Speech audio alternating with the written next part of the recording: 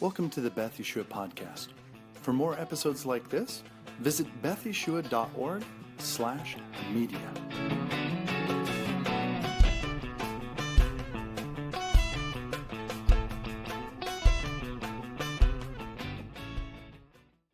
Hello, everybody. Welcome back to the Beth Yeshua Podcast. I'm one of your co-hosts, Josh Rubenstein, and I'm here with my other co-host. Hi, Bubbie. Hey, good to be here, Josh. And actually today, Bubbie is kind of the guest. We're actually going to talk about this book that I have sitting right here beside me, 2020. We can see clearly now. So I don't know if you guys know at all, but my mom is a self-published author of, this is now the fourth book. And we're going to be talking about this book in a lot of detail today. Part of the reason for that is it's her most recent book, but part of the reason for that is, there's just been a lot that has happened with this last presidential election, congressional election. And, you know, guys, we're going to do politics today. We really try to, we try to steer clear for a lot of good reasons. Yeah. One of which is that there's, I believe, actual spirits involved in politics. I was a poli-sci major for my undergrad, and I deeply believe that politics is a substitution for the kingdom of heaven in a lot of people's lives, and it's a problem. It's a natural, genuine problem. And yet, I think we have to address some of the things that are going on in our country. And so this is, I guess, like a warning to those of you who, there's no place for us to discuss politics in the world of organized religion. You might want to skip this episode. For those of you who maybe are very trusting of the mainstream media, my mom and I are not. And so you might want to skip this also, because there's going to be some stuff where we're going to talk about stuff and you're like, that's not true. In the same way that you'd be talking about stuff and we would say, that's not true. So we're gonna launch into that stuff, but before we do, just a little housekeeping. Just want to remind everybody, if you want to watch us instead of just listen, you can check us out on Spotify. They have the video version of our podcast. You can also go to YouTube and you can check us out there. Beth Yeshua is the name of our congregation. bethyeshua.org is our website. And if you do a search for Beth Yeshua Sacramento or Beth Yeshua Sac, S-A-C, on YouTube, you'll find us. You'll find this podcast and a whole bunch of other stuff too. Okay, so we were talking just before about how to launch into this, and there's a lot there. I'd like to just kind of first have you talk about your writing, maybe in general, because this is your third pieces book that has a bunch of kind of smaller written pieces in it that are kind of your meditations on life, right? And then you also have your autobiography, and that is it's kind of own separate work. But for people that don't know you, why are you writing? What does writing do for you? Why do you enjoy it? 3 books of your pieces, of your reflective pieces, that's a lot. So can you give people an idea of why it is that you love this? And is it about your own processing, or is it about wanting to inform people? What's it about? Well, maybe it's all of the above. I probably began writing, many, many, many years ago, even as a child. But it is how I sort out my thoughts. Writing them down helps me to determine kind of what they're all about. I sometimes will get an idea, and for me it's more about epiphanies. I can be driving down the road and there's the Diamond Lane that we have here in California. And so the Diamond Lane is a place where if you have more than one person in your car, you get to use that lane and you can get through traffic more swiftly, etc. So when I see things like that, and then it makes me think about what in the world are we saying?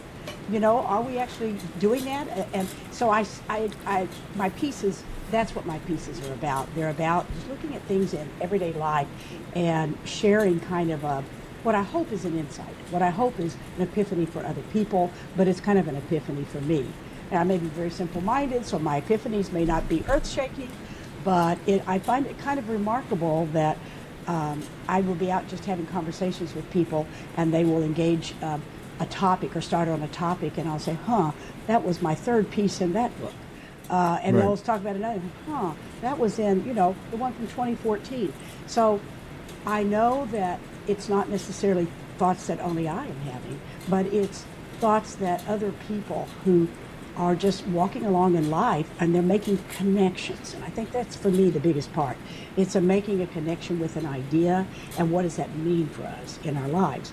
So several of them began that way, and the one in 2014, Shift, Tiny Tales to Lighten Load, were that way. The other one, Phoenix, was that way. And then this one, which is the third collection of my pieces, this one has a very unique beginning. When 2020 hit, in March of 2020, when we got the order for isolation and to sequester, and the kids didn't get to go to school, I was in your home 2 days a week, and I was in your sister's home 2 days a week, working with your kids while they were doing distance learning, they called it. Right. And right. so we had the introduction of the Chromebooks, where every bit of information that was coming on via that little screen in front of all the kids. And so for me, I sat there thinking about everything that was going on in Northern California during this time, because we have a unique situation. We not only had COVID going on, but we had massive fires going on. The smoke was so devastating that many days it was totally unhealthy for people who had any kind of compromised systems to breathe the air. And we all have family members who that was really a very dangerous situation. So we had a lot of things going on.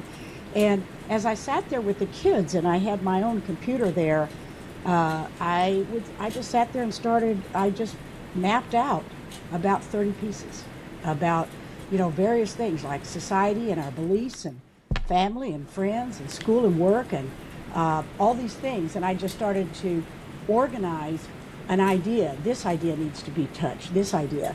And when I did that... But all of them through the lens of how things were being affected by COVID. Primarily COVID, but at the same time, as I say, because of what we were dealing with in Northern California, it dealt with those other aspects too. And as I began to write them in March, basically this book, we didn't really get it out until 2024 because of all the other aspects of being able to get it published, etc. But it was fully written before January of 2021, which I find interesting now, because looking at COVID and the impact it's had, and here we are in 2024, on all of these areas, the things that looked real to me at that time and the things that looked not real or fake during that times, and maybe we can even use the word fake news, but when I look at this and I go back and read this, I am even shocked that I was allowed to see what was really going on. And I didn't know it was what was going to come out in mainstream America. I didn't know if it was ever going to be real. But to me, it was like, this is not okay. We have a kindergartner whose main goal is to learn how to socialize, and he has to be at home learning by himself on a Chromebook. So, I mean, that was kind of what the thrust of it, and that's kind of how, in my other collection of pieces, there are basically 32 or so pieces that are individualized and can be read separately, but I put them under headings so that I felt like I was kind of covering, in terms of journalistically speaking, kind of covering the news was my goal. Would you say that, like, when COVID hit initially, you felt ill at ease almost immediately, or do you think that just kind of like over the months, because the lockdown happened in March and it was 15 days to stop the spread, and then it continued and continued and continued, and would you say that, like, at first it was like, well, what's going on? Let's all get our bearings, and it took you a while, or do you so like maybe in August when kids are quote going back to school, that was when Right. you're like, ooh, man, this is not good. There's things that are really broken here. Or do you feel like right off the bat you kind of felt like ill at ease? You know, that is interesting because I hadn't thought about that, but I began writing in March. I actually organized all of these articles in March. Wow. So Okay, so right off the bat. it hit me from the beginning. It hit me Yeah. from the beginning. And I am a teacher. I mean, I'm a retired teacher. So I was very concerned about what I was seeing going on there. I was very concerned about nobody getting haircuts. I was concerned they shut down the parks. Yeah, Why that was would they wild. shut down the Wild. parks of all places? No, Yeah. I think, Josh, I hope I'm not pessimistic because of this or cynical, but having lived as long as I've lived, I did come through the 60s and the 70s. I did leave teaching in public school because it was not being organic enough. I felt like it was really kind of capturing the minds of our kids and leading them astray. And that Yep. was kind of why I dropped out and became a hippie. So I have kind of a history of concerns about government saying to us, you should or should not do this, you must follow this path.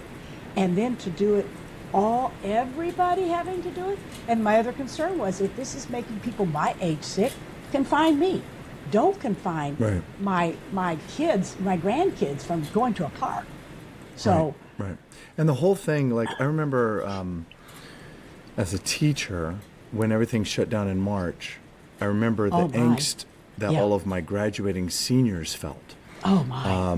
And I remember thinking about how, like, because all of them didn't have a graduation, basically. Like Right. here at my school, we ended up doing a parade with cars. And so, like, they could, like, be up, like, you know, through the sunroof if they had that on their car and get their diploma, and people would cheer from 6 feet away.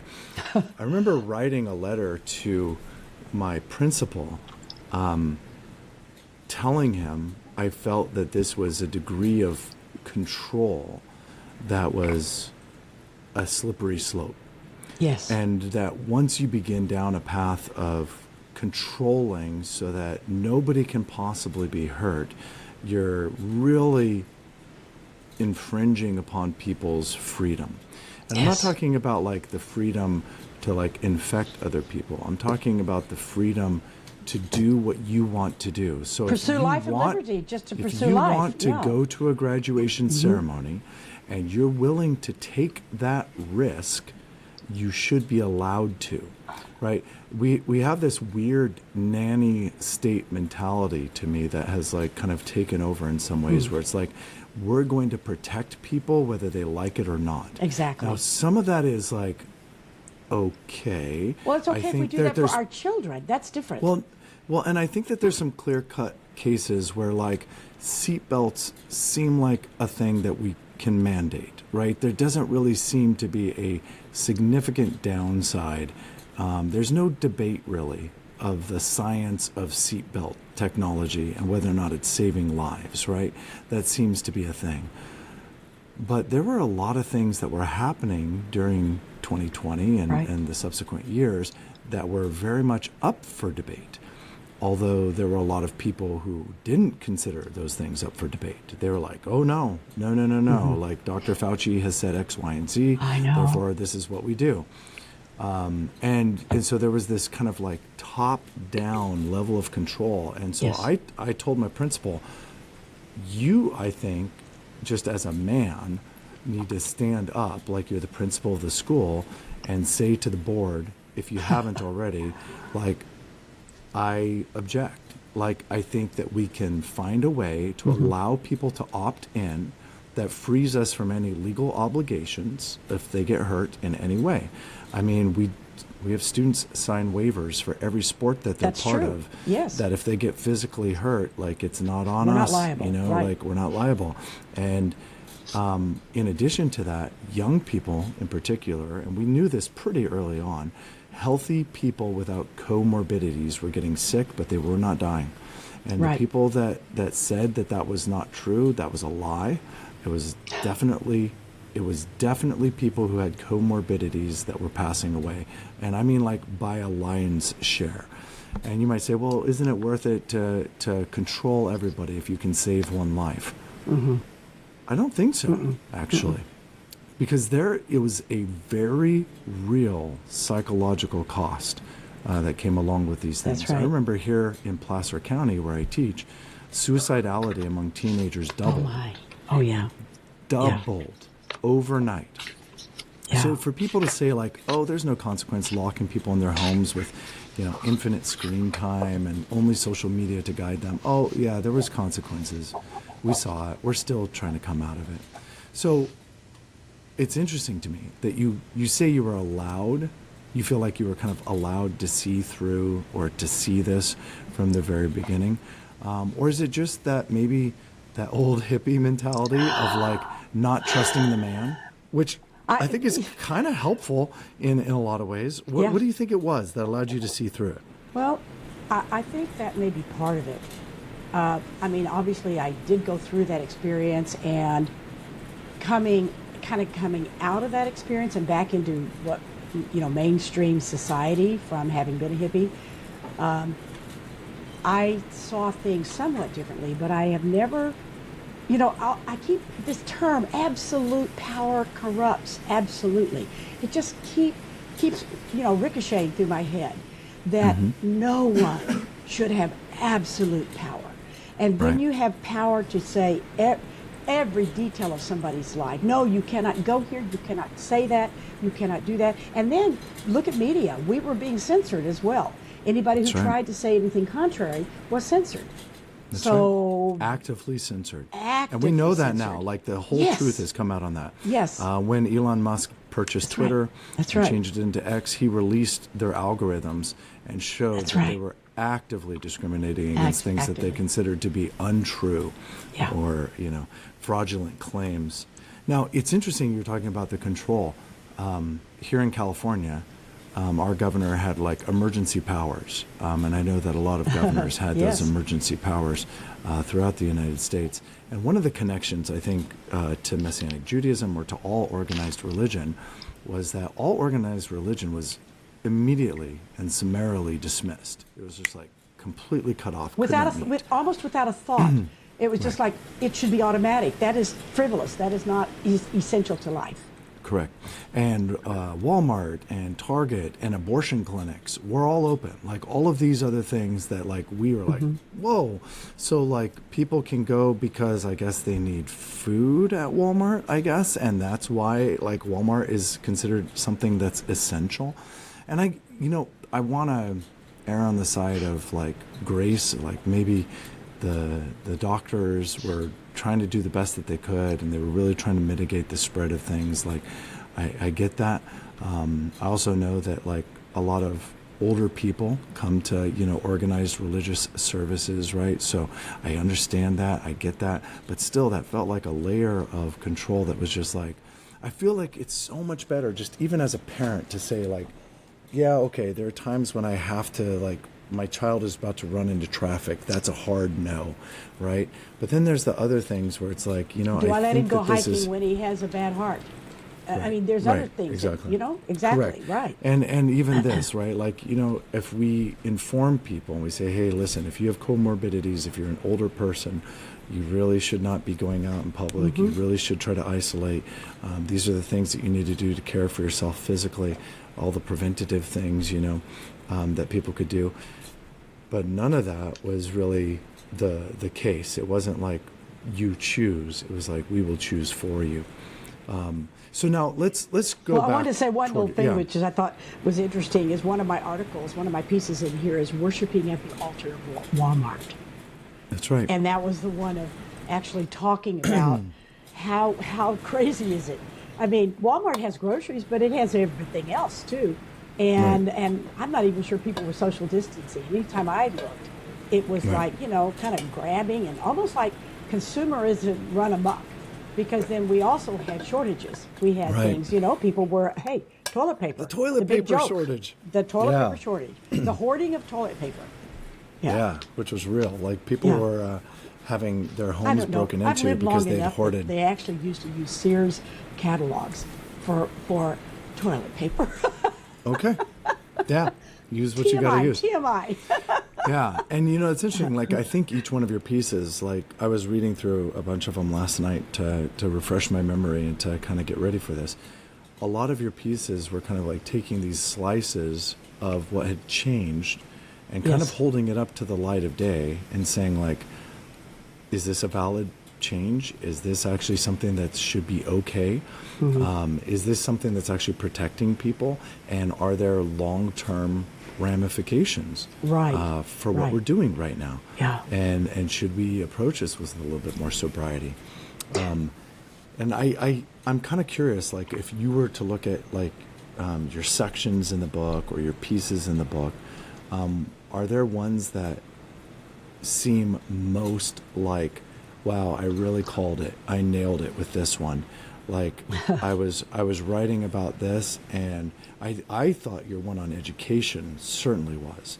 Like, I read your one about education and about how everything was on Chromebooks, and you just as an educator and also a person that has worked with, like, severely emotionally disturbed children and all the behavioral disorders, that there's, like, real consequences to overconsumption of media and these other things, right? And Well, so in you're fact, looking at this as a professional. They can't kids who are already having issues, they can't relate to the screen. It's hard enough to get them to relate to people, to real people, teachers in their lives. So for sure, they were very endangered by all this, but also more vulnerable were the youngest ones. And we did a horrible disservice during that time.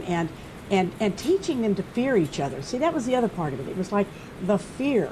You can't say hi to your friend. We've got the picture of Micah and Rory at the fence, talking over the fence.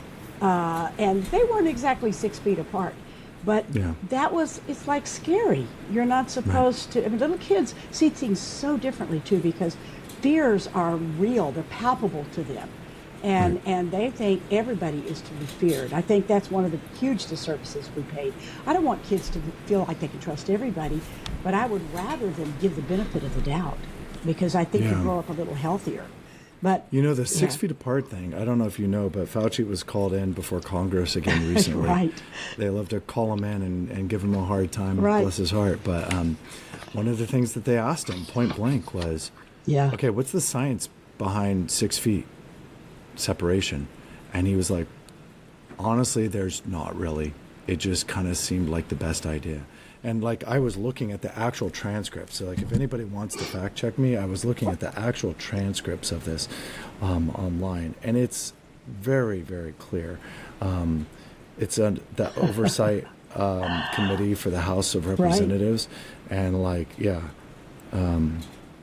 also, one of the things that he finally confessed to, remember how it was always conspiracy theory, conspiracy. If you thought that it was leaked from a lab, he actually, like, testified under oath that, no, that's not a conspiracy theory. It's actually probably pretty valid. He said there's not conclusive proof, which, I mean, that may be. But, finding the 6 feet apart, quote-unquote, social distancing program that federal public health officials endorsed was likely not based on any science or data. Like, from the official Congressional House of Representatives document and summary of his testimony before Congress. So, like, and you're talking about the psychological effects of those things, and I was reading your piece, and I was like, 100%. Man, when I had kids actually come back, and here at Rockland, we had kids come back pretty quickly, and they were all masked, and we tried to keep them, like, 6 feet apart in our rooms. And didn't you have big shields around your teaching stations as well? Teachers could opt for that. Okay, I did not. I was like, COVID almost killed me. I ended up in a hospital.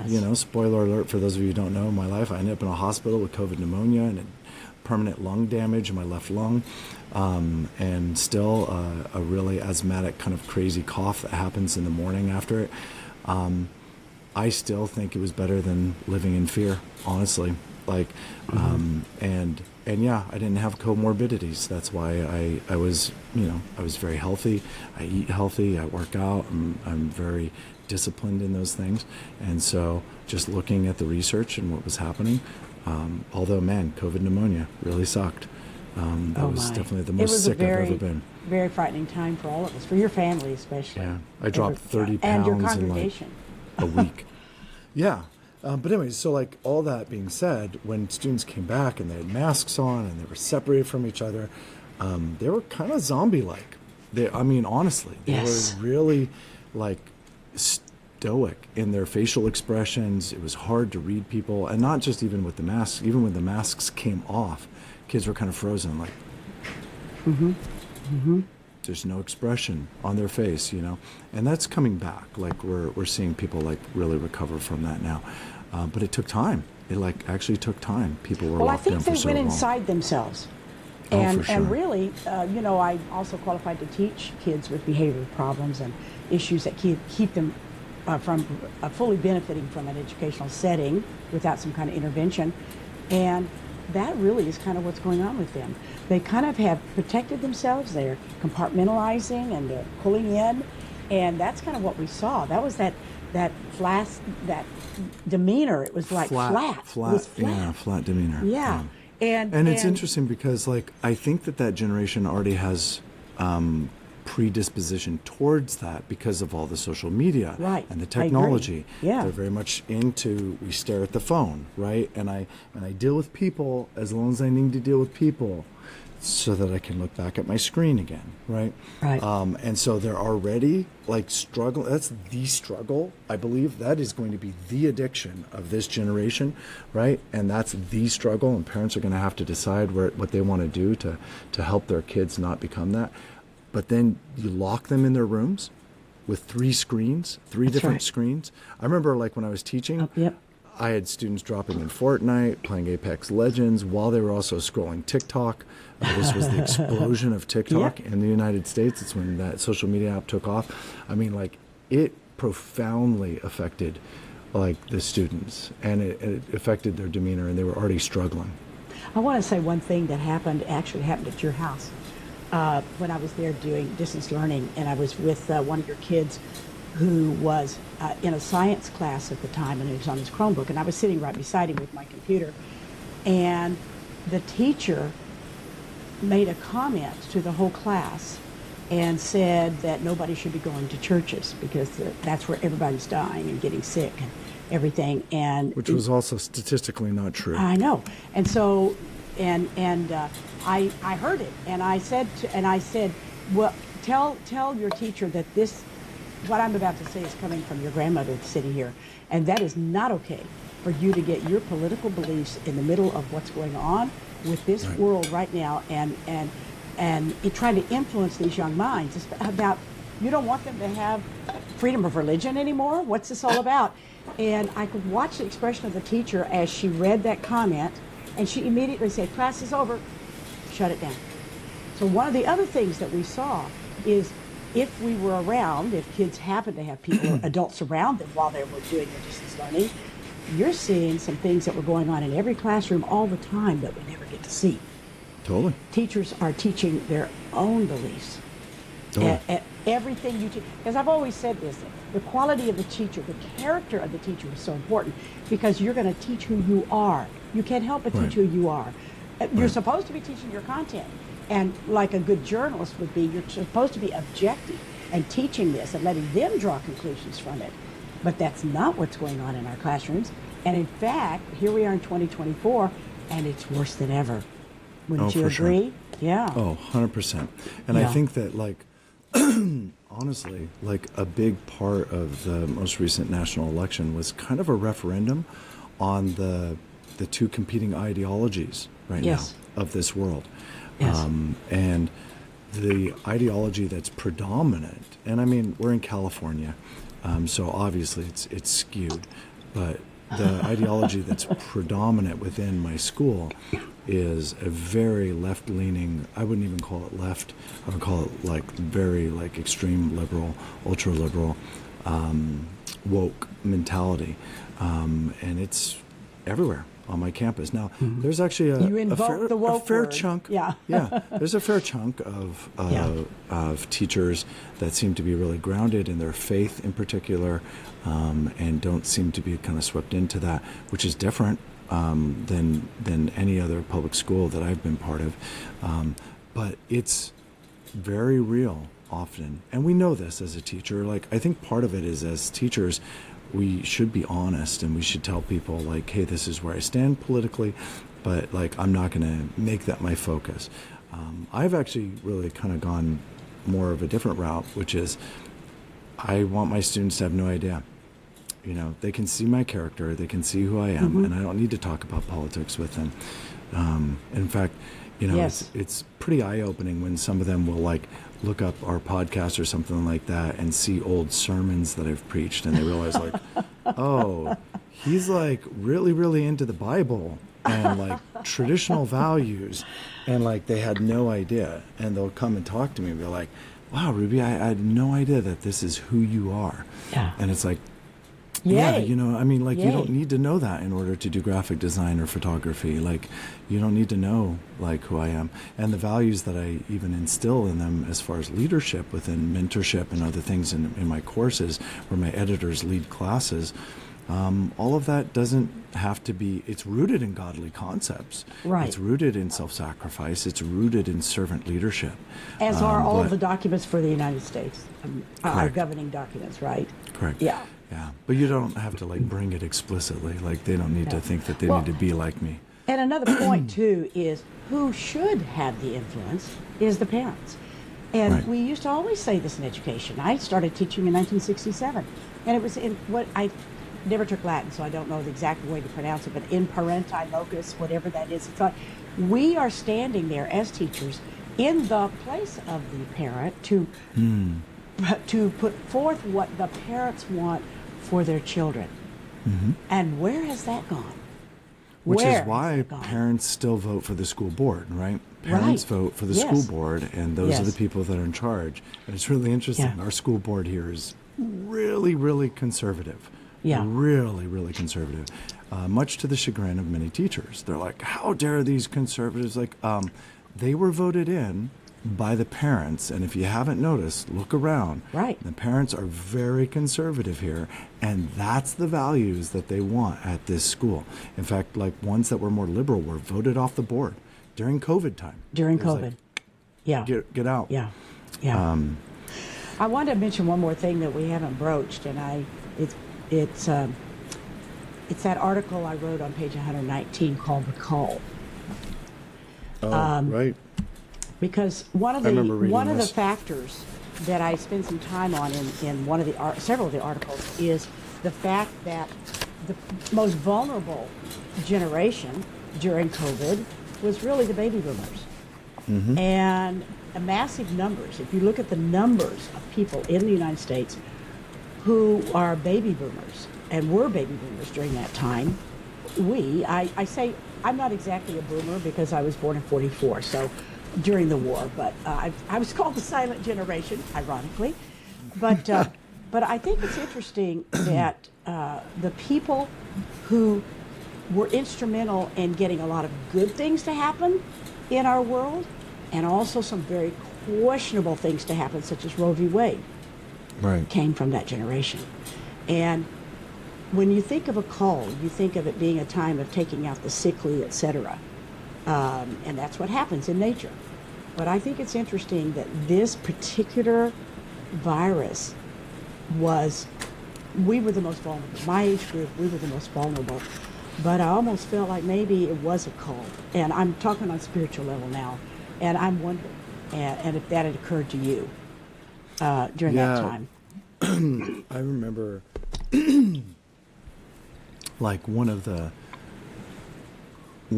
things that people often tied to the idea of maybe this virus was engineered is that anytime you have an engineered virus that kind of like jumps in its lethality like further than viruses normally would, that obviously your infirmed and your elderly are going to be the most vulnerable. One of the things I've also noticed is there's a proclivity in man for the generations to be dismissive of one another, not value one another. I believe that there's a spiritual war there. The enemy desires to separate children and grandchildren from their parents and grandparents, because I think that there's actually much wisdom that comes down through the generations. The enemy doesn't want them to talk to one another, doesn't want them to see eye to eye, doesn't want them to share the same values. Yeah. And there's been a lot of that, actually, really, I think, with your generation. Your Yes. generation was one of the first generations to very purposefully break from the parental generation above you, right? To me, the hippie movement was a real rejection of the older generation, and it was like, and I, you know, it is interesting too, because I think that and anytime you get a static group of people in charge for a long time, I think that they get entitled, and they Yes, do absolutely. actually forget that they're there to serve, that Right. they're not there to control. And so to me, that was the rebellion against the heavy-handed control of the conservatives in the United States. It was like a rebellion against them, and like, you know, you can't do this to us. And they were making some like very questionable decisions, honestly. Right. And it's really interesting that now that pendulum has shifted to the other side, where liberals have been in charge for so long, especially within the media, that there's been this real like push back against that and rebellion against that by a younger generation. But anyways, I see the culling that happened then, like the death. I mean, it that could be happened. called a cull. I mean, when you think of Yeah. it, yeah. Yeah, well, I mean, there was a lot I mean, of even death, just being obviously, sickly, among- being the more sickly, but Right, yeah. just naturally being Yeah. in that at-risk group, there was way more of a possibility of death or serious illness. And then there was also this thing of like, baby boomers are kind of dismissed in general on social media. There's this term, I don't know if you've heard it, called okay boomer, which is like a very Oh, really? patronizing, very Oh, patronizing, really? dismissive. I have like, not heard it's like that. when there's a person that like doesn't know how Okay. their Thank you. iPhone works, it's like, Okay. okay, boomer, okay. Oh, And it's my. like, and it's Oh. very like, demeaning, and it's very, and to me that's just like, well, and then the boomers look at like Gen Z as like these entitled, selfish, snot-nosed punks that don't know anything, and like they want like 4 days out of the week to be off, and they don't want to do any work at all, and they somehow want to mystically have a house even though they haven't put in any work to have a house, right? So there's this weird like It's rift juxtaposition between the kind of thing. generations Yeah, that I think yeah. was exacerbated during COVID. I think it's so. been exacerbated because of the politics that came out of COVID. There's a political divide. It's really interesting. A lot of young men are now actually becoming conservative, which is really wild. Interesting. And Yes. young women are becoming very liberal. Which is really interesting. Anyways, if Again, you look I at mean, like, that's happened more than again, once. Yeah. exactly right. It's happened more than once, right? But, This but, pendulum but Josh, kind of at goes the back same and forth. time, it's like I don't want to diminish what the boomers have done, because they are the most amazing think tank. Hmm. I mean, some of the most amazing things in technology even have come about because of the boomers, because of Sure. the think tank, and the massive numbers of them. And Right. as you say, there is this move to try to separate the generations, and how devastating that can be. Yeah, we get more frail in our bodies, but frankly, I see things more clearly now than I've ever seen them. I see some things that, because of having lived the number of years I've lived, because of having come through so many periods of history, I Right. see things so differently, and I feel like it's a little more balanced place. And so maybe, and that's a good thing, being around Right. grandkids. I think grandkids need to see that. Now, I'm not saying I don't ever blow my cool with them. I do. But, Sure. but in general, I'm seeing from a different, I've seen a big picture, and this is a tiny little dot, and this too shall pass kind of Right. philosophy, you know? Sure. It gives you the broad perspective over Yeah. time. Yeah.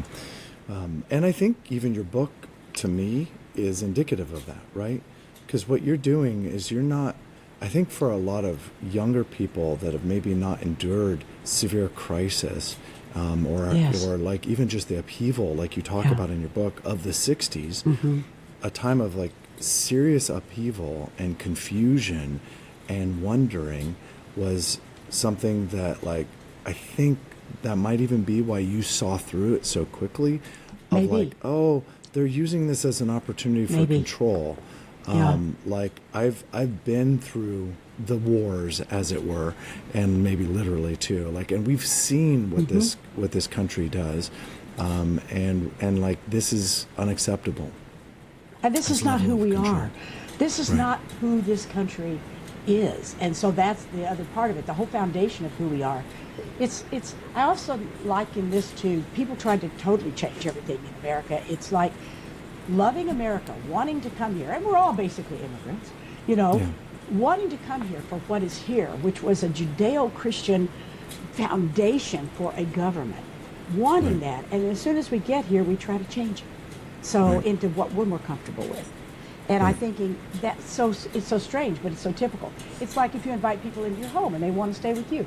And then before long, they have taken over. And the they I'm talking about is the ones who oppose the foundation, oppose the founding documents, and the whole foundation of what this country is supposed to be. And that has to come back to autonomy. That has to come back to a family being sacred, and parents and their influence on their children being revered, and old people being revered, and let's hear their thoughts. Let's balance this out. Let's take this creative energy.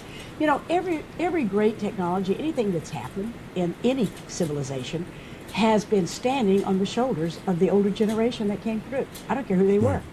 Right. Always. So, but to me, the biggest danger is when you get an overarching government to the point where they keep telling you things. It's almost like the frog in the pot, turning up the heat on the frog, and eventually it's too late for the frog to get out. I experienced that young in my life, so I can kind of tell when the heat's starting to turn up, and that's what I see when I see out of control government. And I kind of end the book with that. I don't know if you wanted me to read that little bit. Yeah, why don't you? But it's, when we start to see what's happening and what could possibly happen, I go on to talk about, then they're talking about a vaccine and et cetera, et cetera. But one thing that has happened which could lead us to believe we will never return to any semblance of what used to be normal is that we have become used to officials taking over every aspect of our lives. There are some of us who used to rail against, quote, big government. Now we have been accustomed, conditioned to do as we are told, even as our civil liberties are systematically removed. It is within us to keep finding order in whatever is thrown our way. We adapt. That is human nature. What might they tell us next? It's not over. It's not over. So I hope people want to read the book. It's on Amazon. 2020 we can see clearly now. I don't want to just push it, but I mean, if people write me, I'll send it to them free. So I'm not trying to make money or try to get the cost back from having published it, but I really want people to raise consciousness is what I'm hoping for. Yeah. Now, we haven't really talked a lot about Messianic Judaism during this time, but it might be good for us to wrap up with. Do you remember when Beth Yeshua shut down, and then we started doing services, broadcasting services out of our home?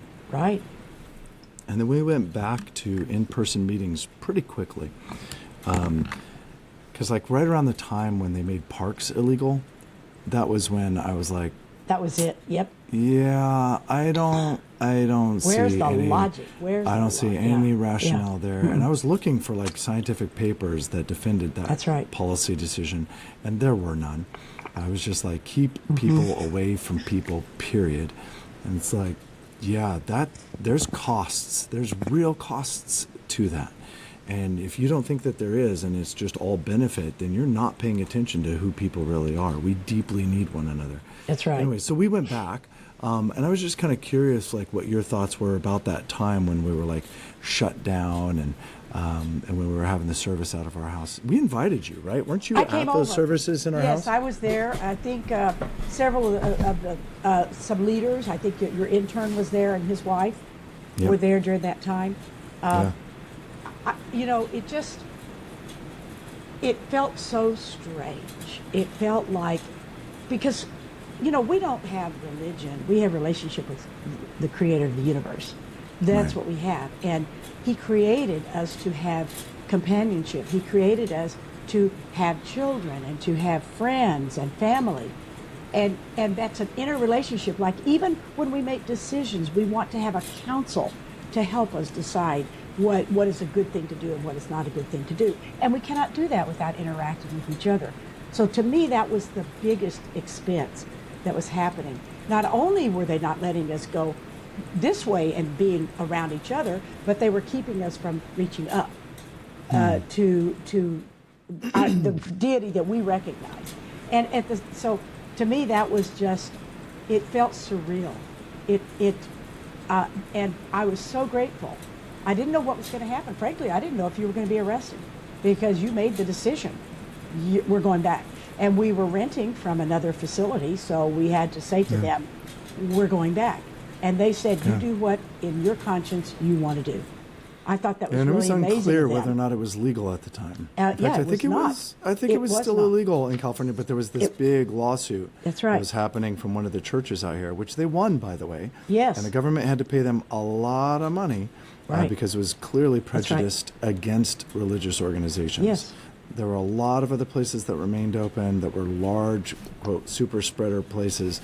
So it was very clear that it was targeted. And if people don't believe that, then just look at the actual numbers of large places that were left open versus places that were not. You can call those essential services all you want, but they're not. To play devil's advocate, though, we do believe in a personal relationship with God, and that you don't need to go to a building in order to have a personal relationship with God. Church is, when people are Christians call it church, we call it synagogue or shul or whatever, but it's not the place. It's the coming together of the people.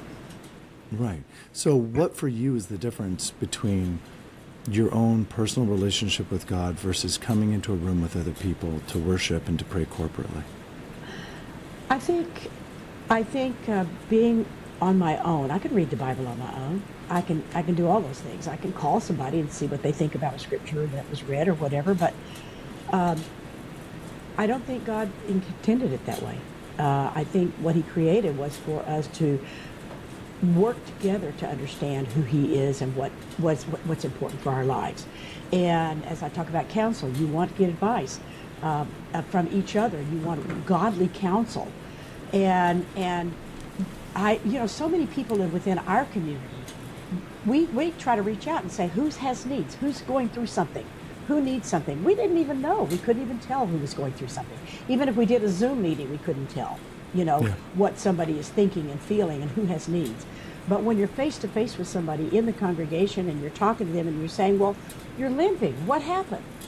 Right? Yeah. And you had that conversation going on. And I think that's the only way that we can fully serve, because we're trying to take what we have from God, as we're calling him, the Judeo-Christian God, and we are taking that love that he has put on us and sharing that around. He meant for us to share it together. He meant for us to encourage one another and love on one another and have a level of trust for one another. So to me, it's the worst possible thing. It was bad enough to take us away from other people, but then to summarily, arbitrarily shut down the places of worship was just, to me, that was the thing where I call it Satan stepping over the bounds. Sometimes people take it so far, like in this election. I talked to a family member who has been staunch liberal for years and years and years, and he said they did something. They stepped over a line, essentially, is what he said. And now I see it for what it is. And I'm backing off of what I was thinking. I'm looking at this through new eyes. And I think it's that where you cannot take us away from each other. We are not islands.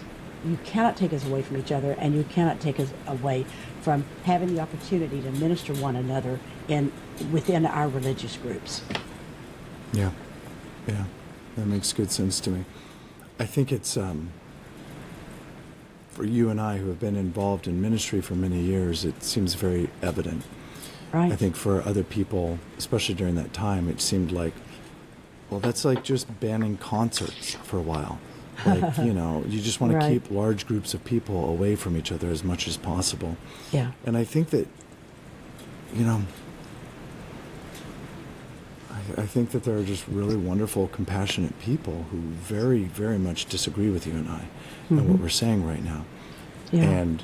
And I I'm not trying to cast any aspersions on whether or not they were correct, and I might be completely wrong. But, the freedom is what allows us both to pursue what we believe is right. And it is hard. There are things that are happening to That's children right now. And I'm thinking especially about gender dysphoria. Yes. And I think it's evil. And I think that it should be stopped. And it should be combated. And it's a serious problem. And people are making money off of the suffering of children. Oh, my God. And the forced sterilization of these children who we don't even allow them to drink or get tattoos because they're dumb. They don't know about the lasting consequences of in-the-moment decisions. And so it's hard because, do I believe that there is a time for government to get involved and tell people what to do? Yeah, I guess I do. Do I want parents to just be able to, allow their children essentially to be chemically castrated? No. I don't know what to do with that parody inside of my head, or paradox, I guess, maybe in my head of I want maximum freedom, and yet I don't want there to be abuse of people that need protecting. You know what's interesting, and this is a phenomenon that happened with us in our communes. Many of us had children there. I had a daughter there, and what I have seen as a human characteristic in families is whatever you believe in, you use your kids to justify it. Right. And let's just substitute the word, you sacrifice your kids to justify your trip. Right. And that was a known fact. We got that as hippies. We got it that we weren't to do that. We subjected our kids to all kinds of things I wouldn't want to talk about, but we also subjected them to even giving them names that were disparaging because we wanted to justify. And if you can get the next generation to take on what you're doing, it justifies you, it validates you. And that's what I see going on is these people who are doing this, even the parents, if the parents are even made aware of it, which they're not in most cases, but it's validating, justifying our thing, because see, even the kids are into it. Even the kids get that this is right. You don't get born a gender, you can choose. And it's almost like that thing of, what in the world does choice mean? Any kind of choice. I can choose something this far out, but beyond that, that's your area. You know what I'm saying? We've got people choosing for others. These are some of the same people that think women are not getting fair choices if they can't choose abortion, but yet they're not really giving kids who don't have the proper thinking going on. We know biologically it's just not happening yet till a certain age, and they're making life-changing choices for them. I was watching the other day about a girl who had gone through everything to get changed over, everything, and was coming out of it, and was devastated for what she had allowed to happen to her. She could, and how do you go back from that? How old was she when it happened? She was in her 20s, and I think it happened when she was a teenager. Sounded like the transition. Yeah. I mean, she had gone for a full hysterectomy, mastectomy, everything, and surgical, to install parts, and she was just devastated. Devastated. And so I mean, I get it when people talk about government getting involved, right? And especially when there's economic interests in things that are really hurting children. Part, right. It's a multi-million-dollar business a year. You can gain, and there's so many lies that are out there saying that all of these things are fully reversible if children change their mind. They are not. That is a lie. And we used to call this under the DSM-IV, we used to call it a known mental illness, and now we don't. Now we celebrate it. Now it's been removed for the DSMR. So. And we got help for people. And we love people. We love the people who are even caught in this. Right. We love them more even because many of them, it really wasn't choice. They weren't even able to make these choices. They have been corralled by society to think oh, if you think this way, that's probably because you're not really a boy, you're a girl, or you're not really a girl, you're a boy. Yeah. You know, so. Anyways, when you were talking about like a step too far, I was like, yeah, that's the step too far for me. Another step too far is biological males competing against biological females in sports. No way is that right. Especially ones that No are way. dangerous, like boxing and other things like No that. way. It's staggeringly insane And to me even that it's races, happening. even things that are not dangerous. I know. How is that okay to compete And with like after your all muscle that's- mass, you know, Yeah. et cetera? And after all that's been built up to allow girls to have, like, there was a long time when girls didn't have these sports, these That's right. abilities to be able to like do this. It was like, it was not like something that was offered to them, and now Yeah. it was offered to them, Yeah. and then we're going to destroy it. And the pendulum because- swaying too far. Yeah. And the pendulum swaying too far. And the hope is it will get a place of balance. But Yeah, we tend to Yeah. go from pendulum swing to pendulum swing. I know. And, I know. and rarely do we settle back down into a place of balance.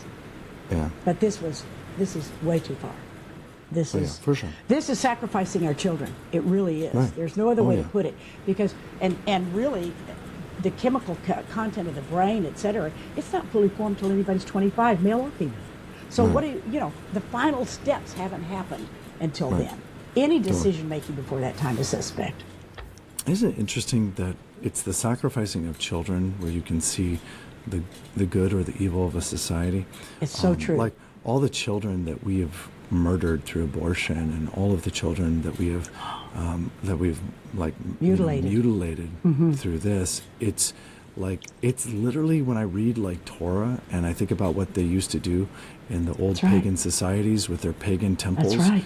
It's that exact thing. It is is. that exact thing. It is. It's just like this endless looping of the enemy. He really only knows a few things, and he just goes back to them over and over again. Well, and frankly, why is it that we keep forgetting about Sodom and Gomorrah, too? I know. mean, people think this is a new evil. It's not a new evil. Oh, it's been around forever. It's from the very beginning. But Yeah. Sodom and Gomorrah, banging on the door, send us out your children. We want to, you Yep. know, to molest them. You know, it's like, Yeah. I mean, it was like normal, and we never thought that would happen. But Right. that's exactly what's happening. Give us your children. And Yep. give it to us in the guise of it being a public education that we're all paying for. And we, Right. as people who've been public educators, and you still are, it's, how can we be part of that? How can we be Right. part of that? Yeah. I don't know. It's You devastating. can still be part of the system and make your own I think choices. we need to be you their know. assault, for sure. Not sure. by telling people who you believe in or any of that. Just Yeah. portray the character that God has put in you without labeling it in any way. We're not trying to change kids over in that respect either, because that's not our domain. That's not Right. that's not what we're supposed to do as teachers. Yep. 100%. Well, I feel like we should wrap things up. Speaking of students, I'm going to have students in my room in just moments. Once again, guys, the book is 2020. If you're interested about how my mom kind of prophesied the crazy things that were going on around us, like in the moment, or it was just like maybe kind of paying attention to it. Silencing the sages, that was one of the things I was talking about, like the Yeah. wisdom of the generations being passed on. Right. Yeah, that was And, important. Anyways, Yeah. if you guys are interested, yeah, please do send us an email or go to Amazon. You can find the book. Yeah. Look for Shari Rubenstein. And as always, if you guys want to hear more episodes of this podcast, check it out at betheshua.org or at YouTube or on Spotify. Look for Beth Yeshua Sacramento. We're around. Okay, thank you, Mom. I really appreciate it. It's good to Good talk about conversation. it. Thank you for Yeah. letting me talk about the book. I appreciate it. Yeah, we don't often do politics, and so I don't know. It'll be a blue We'll see. moon before we get back We'll to see if this we get again. any comments. We do. I believe a lot of our congregants listen to this, and I do hear comments, Oh, okay. which I know it doesn't just stick. It's not just our congregants. There are other people listening. I don't know who all's listening, but we invite comments. We do. Yeah, for sure. Yep. All right. Well, we'll see everybody next time. We are going to try to start doing this more regularly. We've been at basically one a month since school hit, but we're going to try to do one every other week. Every other week. Okay. That's going to be the goal. All right. So we'll see if we can Be pull it there, be off. square. I don't know. We'll see. Yeah. We'll All see if right. we can make it happen. All right. All right. Bye, Mom. Bye.